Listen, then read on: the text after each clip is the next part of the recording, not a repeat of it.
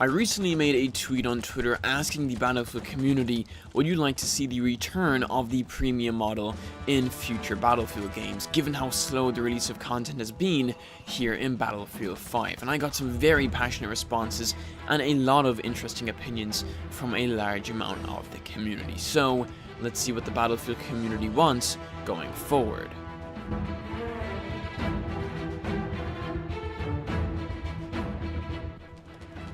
From the reveal of Battlefield 5, DICE's intention was not to split the community going forward. They thought that their previously used premium DLC model caused a split community and shortened the game's overall life cycle.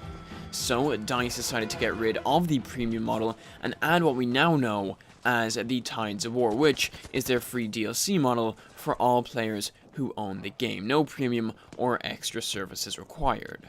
Well, so far their plan hasn't really gone too well, and some would argue that it has divided the community even more than Premium did. We're already 5 months into the game's life cycle, and we only have gotten one map so far, which was back in December of last year. So it really is easy to see why people are starting to say, you know what, maybe Premium wasn't so bad after all. If we take a look back at Battlefield 4 at this stage in its life cycle, we had already gotten 3 major DLCs, China Rising, Second Assault, and the Naval Strike DLC, each containing 4 new maps, new weapons, gadgets, assignments, Easter eggs, and so on, and this is exactly where our debate lies. If Premium was in Battlefield 5, would we have gotten more content, maps, weapons, and so on, or would things still remain the same? This question is causing a lot of division and mixed opinions within the Battlefield community.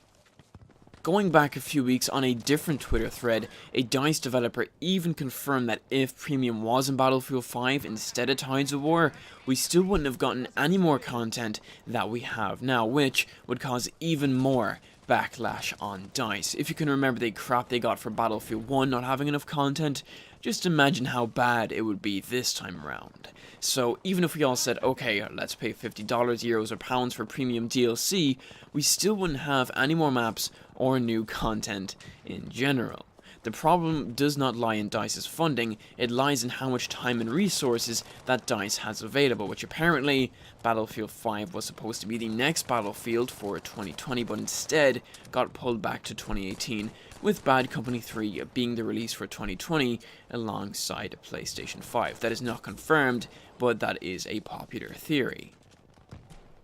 In my opinion, going into dangerous territory here, I think that Battlefield in the future should not include the premium model, but I think DLC should be released in the same way as it was with the premium model. So, instead of getting a new weapon or cosmetic every week, which doesn't really give us much hype, I think every quarter we should get one big DLC drop, just like how it was back in the premium days.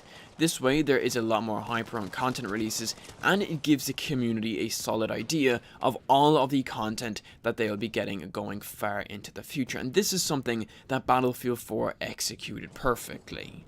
That is just my take on it. Make sure to leave a comment down below on how you feel it should be done. And let's get some conversation and totally unnecessary arguments going down below. But for now, if you want to stay up to date with all of the most recent Battlefield 5 news and updates, and also videos just like this, make sure you click that bell and subscribe icon, and also feel free to leave a like, as it really helps out the channel. But for now, thank you so much for watching, and I will see you in the next Battlefield video.